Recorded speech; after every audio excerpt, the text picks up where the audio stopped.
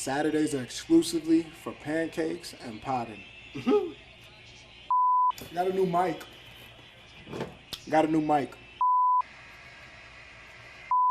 Who's Ben Murphy?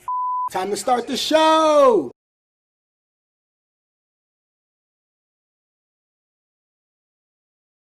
Does my background look tilted? Might be because of the jersey. Bless you. Thank you. Look, one thing I'm not going to talk about is Kim K and Pete Davidson breaking up. I don't care. I don't care. My listeners don't care.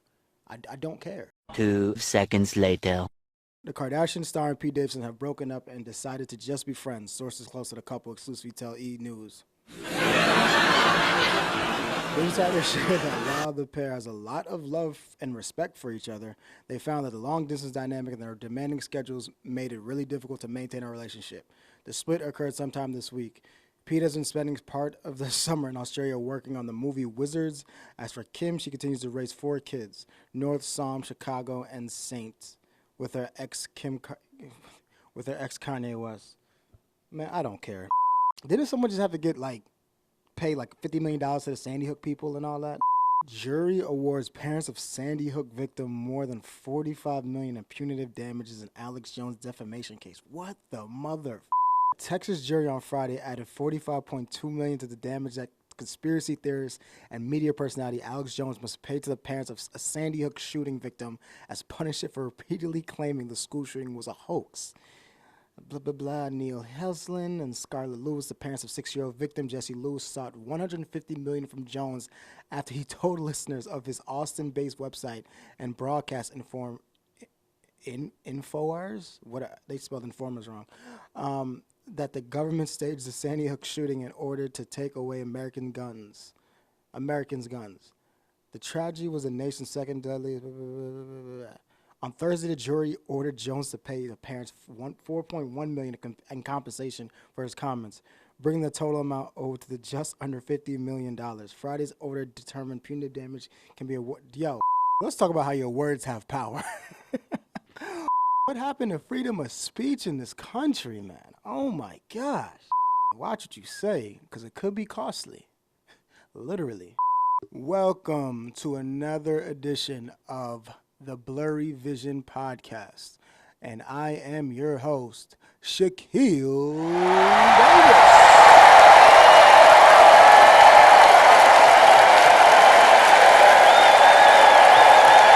I know you couldn't see my arm, but yes, thank you for tuning in to the 3rd episode of the Blurry Vision Podcast.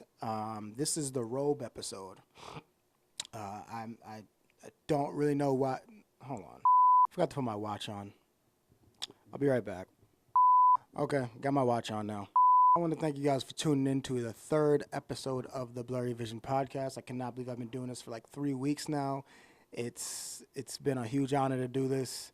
I love every minute of it, and we ain't never gonna stop. We ain't ever gonna stop.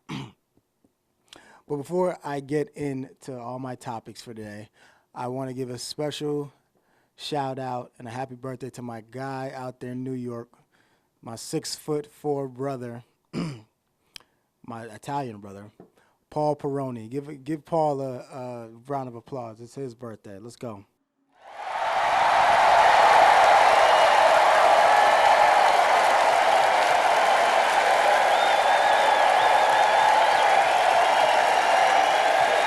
And I also want to wish a speedy recovery to UConn's superstar of a basketball player, Paige Bueckers, who actually tore her ACL, I think, earlier this week in practice or in a scrimmage or something like that. So the next time we see her play basketball is probably going to be in the WNBA. Spoiler alert, cannot start this podcast without explaining my jersey hanging behind me. Yesterday, I believe, was the official start of the League One European soccer season. And my Parisians, PSG, they play today. First game against Clermont Foot. I really can't. My French isn't that good. I would love it to be though. And this is my custom soccer jersey that I wore when I was a goalkeeper at South Dakota State. So Yeah, this is the soccer episode. This is the soccer episode. This is the robe episode. This is everything today. So, PSG play at 3 p.m. It's currently 12:49, so I want to get this out of the way quick. Get this episode done because I got a lot of stuff to do today. I'm actually going to my first work outside of work function with my coworkers today. We're going to a baseball game at like 6:45 or something like that. And I'm excited. I've always been an advocate.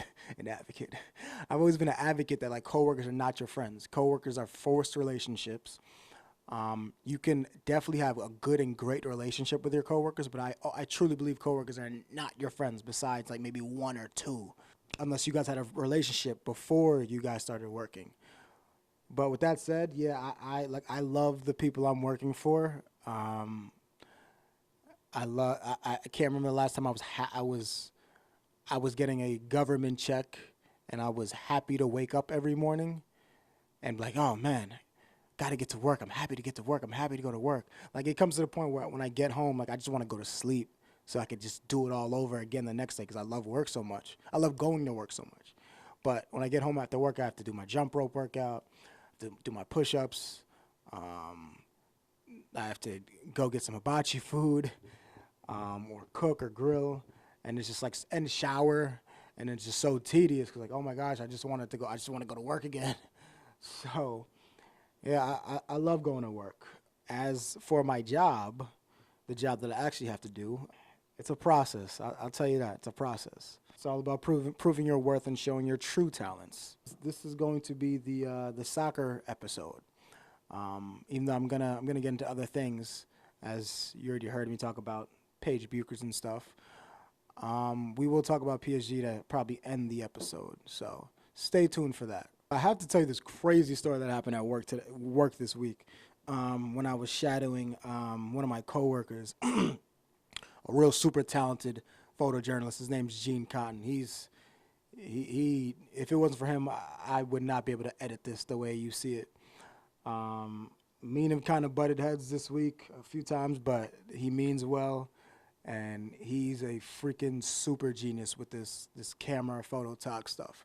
So I always appreciate him. And he said something to me yesterday that was probably the best thing he did for me the whole week I shadowed him. Like he told me basically like he kind of broke down why like I should not be afraid to fail on his job and like why like I shouldn't shy away from certain things. And I'm not really gonna get into what he said, but it was very empowering and very, very very much needed because I was shying away from doing a lot of things, like trying to do the bare minimum for like daily just to get by. Because my favorite days are Saturday because I get to record my podcast.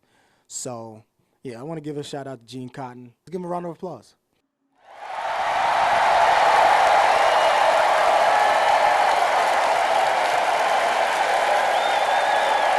But for the situation that happened, we kind of got into a thing while we were out shooting with one of our reporters, Kaylee Tracy. Shout out to Kaylee, great picture. She's dope. She's talented. She's funny. I hope she enjoyed that Keith Urban concert that she went to. So they were shooting like think of like an L shape, right? This is an L shape, but okay, L shape. They were shooting from this way. We were shooting that way, if that makes any sense. And like, that doesn't make any sense. Anyway. Huh? And the two reporters were standing like at an L, but we weren't in each other's shot. And the other cameraman was like getting an attitude, like you're in my shot, blah blah blah. And Gene is kind of being cool about it, like he's not getting crazy, but he's trying to engage with him. And I'm like, Gene, like, why are you talking to this loser? So then Gene's like, I got this. Excuse me, I can do this, blah, blah, blah. And then they start having a back and forth. And then, Gene remains calm. And then the guy said something. I remember he said, "Oh, I got here first." I'm like, are you a child? You got here first? Well, we got here second, bitch. Edit that. So he said that he got there second. He said he got there first.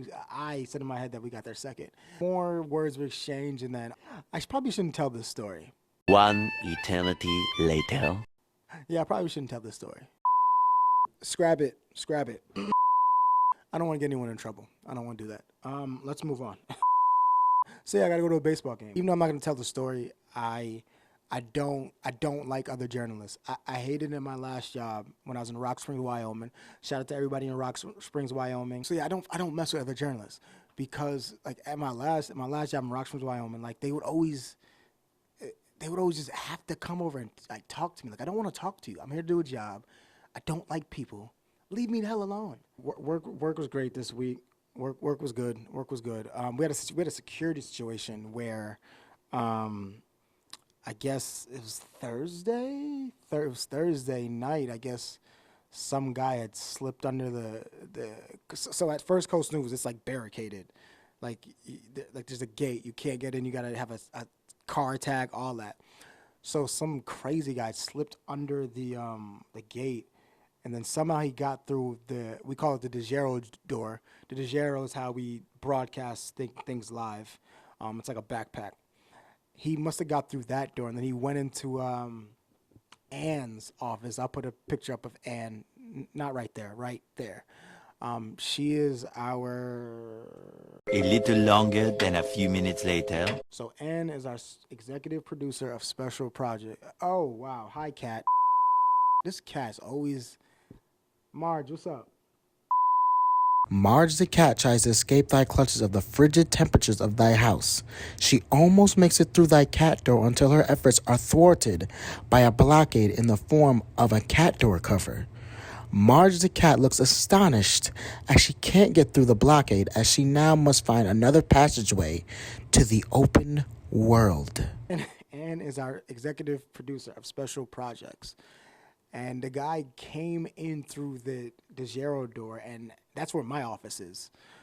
And he went to our office with like a bunch of like notes about baseball, and like was trying to pitch a story. Well, thank the heavens for two things. One, anyway, that guy's lucky I was not there because my desk. My head's always, like, I always look, like, because my desk, the glass, that DeGero door is, like, to the back of me, but I'm always looking. And if I had heard someone come through that door and I just saw a random person, I probably would have tackled him and then probably snapped his neck.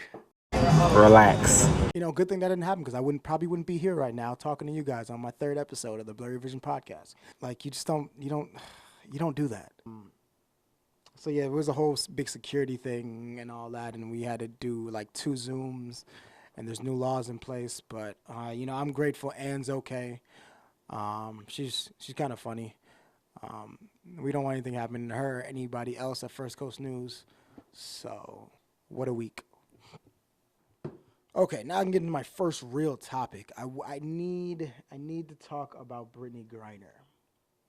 But first, I want to play a clip from KJM on ESPN, even though Max, Keyshawn, and Jay Williams were not there. Take a listen. If you're going to travel anywhere, if it's domestically or internationally, you better make sure that you are going to be correct because somebody will find something incorrect. And that brings us to Britney Griner, Amber. 9 years in prison for having what amounts to 0.702 grams of cannabis oil allegedly on her person in her possession. That is the weight of a stick of gum when it comes to this. But yet, and I said it yesterday when I had a chance to fill on Bart and Hahn, and I heard you talk about it as well when you were on Canty and Carl with Nick Friedel. With Britney Griner, it goes beyond what the Russian courts have decided. She has now become a pawn when it comes to the term and that word respect that the Russian government is looking for from the United States government. And the United States government said, look, we just want Britney Griner back. We don't care how we have to do it to make sure she's not going to spend 9 years in prison for 0.702 grams of cannabis oil, which is the weight. Well, before I give my opinion, I saw a meme that said it was I saw it on Facebook. It was of like one of the ducks, not Mickey or Minnie, the white duck. not Daffy. I don't remember. One of the ducks from like Disney or Cartoon Network or whatever, and he was sleeping like very comfortably, and the caption was, "How Britney Griner would be sleeping if I got 9 years in prison." Damn! The meme is right. No, you have a point. This is crazy. She got smuggling charges. Like, Britney Griner is not a drug smuggler. You know, Russia has some different laws, so it's not much. It's not much to say. Getting 9 years for, I don't like a stick of like a weed that equates to the weight of a stick of gum. Like, this letter might be heavier than a stick of gum. All you can really do is just, you know, keep her in your thoughts. It's a very, very unfortunate situation. You know, I can only imagine what it's like being locked up in a foreign country, because, you know, when you watch movies, these foreign jails are like stone walls, 100 kilometers down in the ground, with guards that speak no English, and they're mad at you for no reason. And, like, you know the movies I'm talking about. I feel for Britney. It's a super unfortunate situation, and we hope that something can get resolved. I don't know. We're gonna see what our government is made of with this situation. We're really gonna see, because this is unacceptable. And it's not because she's a WNBA player or a person of interest. It's because she's a human being, an American citizen, as being treated like a piece of dirt. Yeah, we're gonna see what our government's made of. We're gonna see if the Biden administration can get her home. I remember I was actually supposed to take a trip to Russia before I decided to take a trip to the Amazon. I was gonna go there for work, and I know my family's gonna see this and be like, "What? We didn't know this." Well, that's none of your business, family. And I decided not to go, for other reasons that I currently get into. And I was going to bring some treats. My man. By the way, I do not smoke, but I do enjoy a brownie or two, if you catch my drift. Man, that could have been me. That could have been me, because, you know, I love my brownies, and I don't know where to get, you know, brownies in Russia. So I want to ask a question. Like, how many episodes do you need to, like, have under your belt before you're considered a podcast host? So I'm on episode 3. My YouTube shorts are doing really good. They're getting really good view amounts. Speaking of that, for some reason, it's like a crime that I've never had a Krispy Kreme donut before until I brought some in for my my coworkers. I'll play the short for you. It kind of went viral. I got everyone on Friday. I got everyone Krispy Kreme donuts. I actually never had a Krispy Kreme donut before, so that was an experience. What? Bro, what are you talking about, man? Yeah, I just never had a Krispy Kreme donut before. I'm a Dunkin' Donuts guy. I can't betray Dunkin' Donuts. I love Dunkin' Donuts. We had to remember when we were kids and they used to bring us Munchkins. We loved those Munchkins. We didn't know anything about no Krispy Kreme, just a glazed donut. That's all.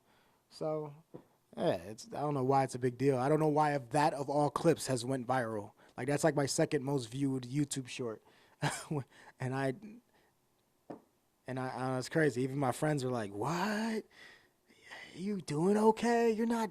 You must not be feeling well. You never had a Krispy Kreme donut?" No. I like to work out and burn calories. I don't like to eat donuts that much unless they're Dunkin' Donuts. The Harpy Eagle is a neurotropical. What does that mean? A neurotropical? I didn't see one of these on Amazon. It is the Harpy Eagle is a neo. The Harpy Eagle is a neotropical species of eagle. It is called the American Harpy Eagle to distinguish it from the Papuan Eagle, which is sometimes known as the New Guinea Harpy Eagle. It is the largest and most powerful raptor found throughout its range, and among the largest extant species of eagles in the world. It usually inhabits tropical lowland rainforests in the upper canopy layer. Bless you. Thank you. Destruction of its natural habitat has caused it to vanish from many parts of its former range, and it's nearly they're using words that I can't readily identify with. In Brazil, the Harpy Eagle is known as a royal hawk. Oh no! No! Oh, I might have saw this. Coronavirus!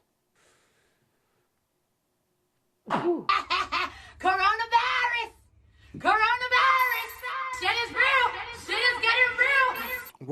What are the sizes of it? Like, what is it? I need to see what it looks like.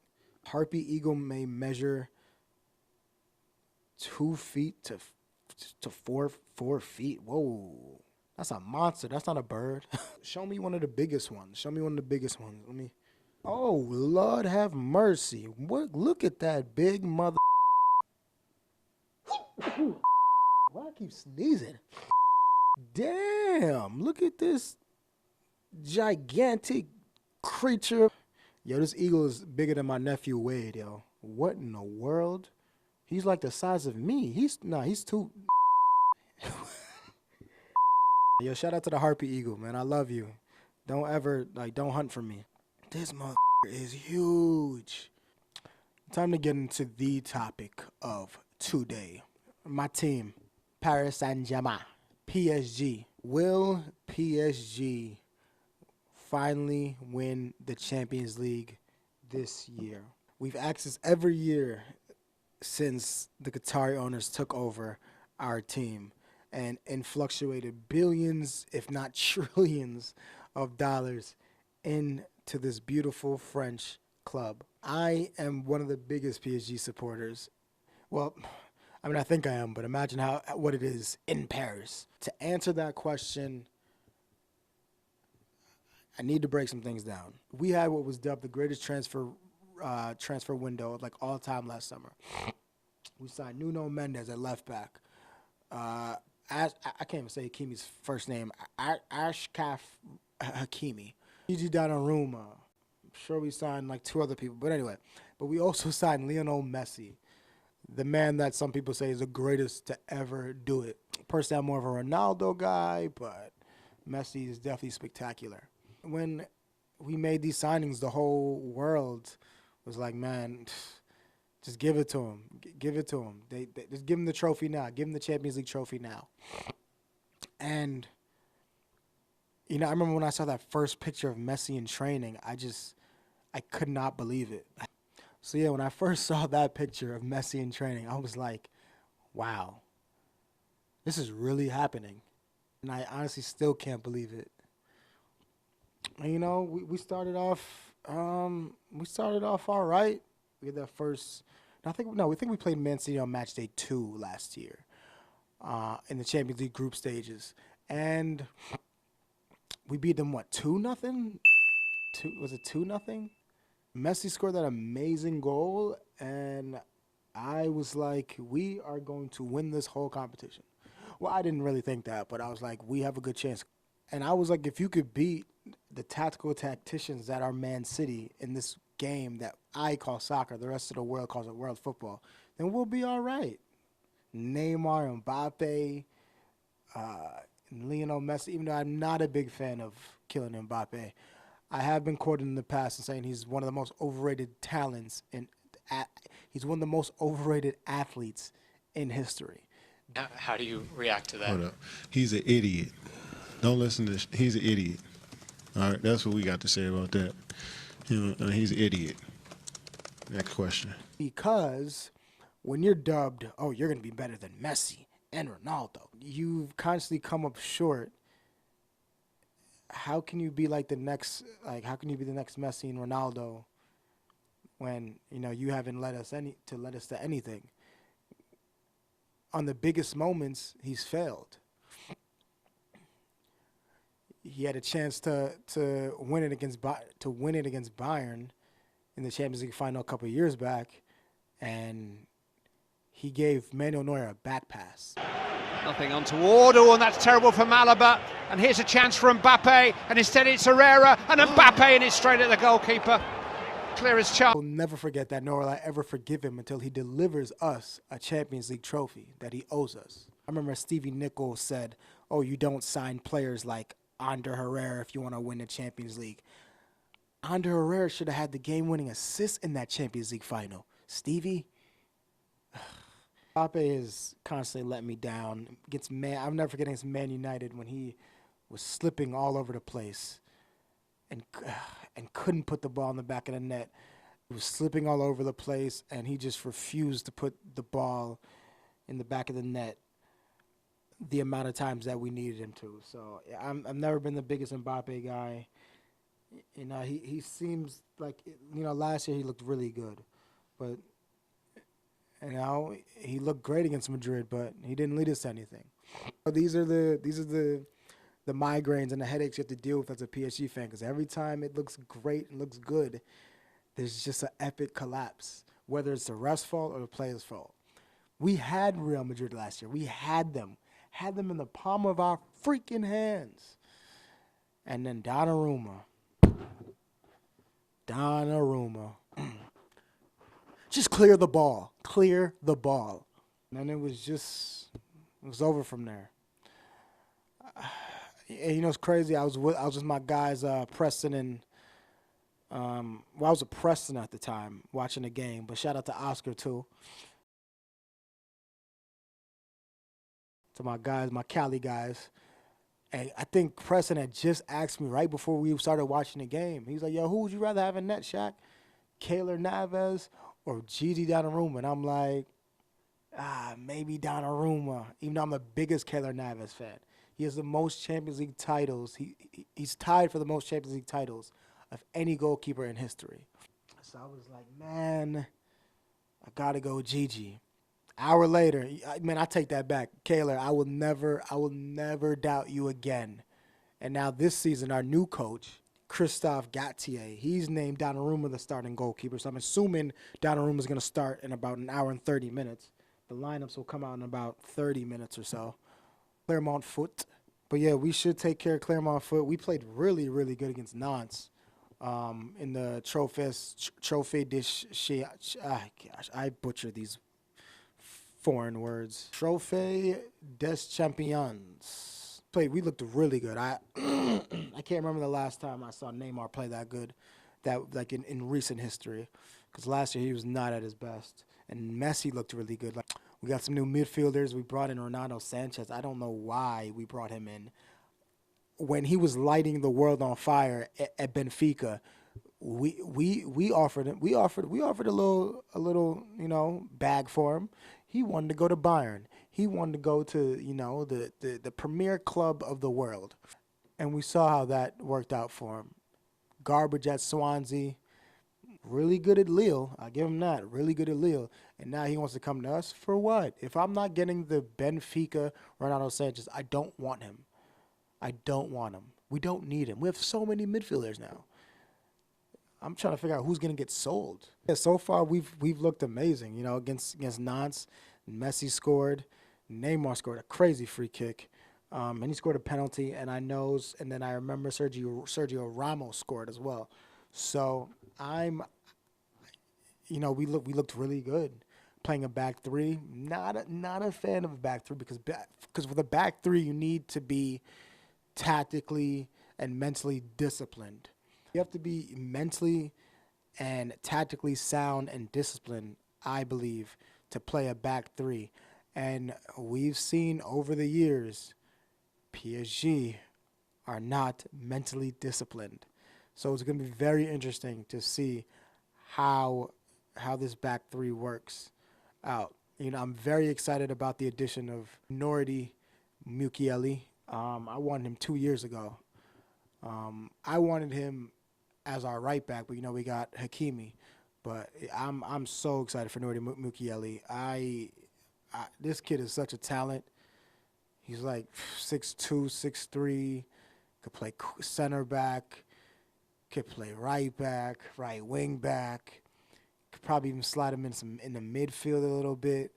the guy just has more talent in his pinky than some guys have in their whole body. And he could be coming for someone's spot. Not Marquinhos. Maybe Ramos. Kimpembe should definitely look over his shoulder. With that said, do I think PSG is going to win the Champions League this season? Only time will tell. I'm like 60-40 on the side of no, because I'm at the point where I'm done like tricking myself, and I'm done setting expectations high. We should have beat Bayern a few years ago. Mbappe couldn't do it. He had a chance. He couldn't do it. It's tough. Winning a UEFA Champions League is like trying to win a Super Bowl. The chances are very, very, very low. But it's going to be an interesting season. I don't think we'll have a round of 16 collapse like we're accustomed to. Yeah, I'm skeptical, man. I love my team. I love my squad. As soon as I get the chance, I'm flying out to a game. You know, I always appreciate you guys for tuning in with me to the Blurry Vision Podcast. Appreciate my fake studio audience. I love you guys. I love all you guys. I'll sign some stuff for you guys after the show. Thank you. You know, you guys could have been anywhere in the world tonight, this afternoon, but you guys chose to be here with me. And for that, you know, I'm always grateful. You know, there's a lot of other podcasts you guys could be watching, but you guys are watching me. And I'm sure you guys do watch those podcasts, but you're still watching this little low-budget level podcast. And, you know, that's greatly appreciated. I've talked to some of my coworkers that, you know, they want to come on the pod. They want to come on the pod. The only person I have not talked to yet is my guy, Chris Porter. He's our sports director, like I told you guys before. And he's essential because this is a sports podcast. So before I get anybody else, I probably got to get Chris first. So, Chris, I am officially inviting you on to the Blurry Vision Podcast to sit down with me and talk some sports, my man. Are you going to put up or are you going to shut up? That's my guy. When I cut this up, I'll send him a clip of me officially inviting him onto the show.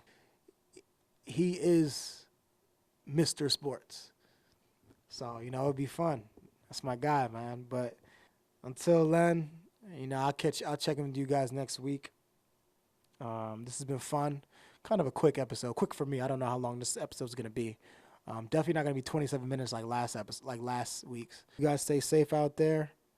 You guys make sure you have a good week. You know, like, share, comment, subscribe, tell a friend, tell your neighbor, tell your coworker, tell your mans in Arizona. Where's my Arizona chain?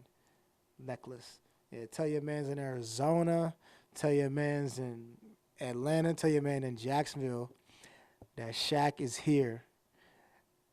And this is the Blurry Vision Podcast. See ya.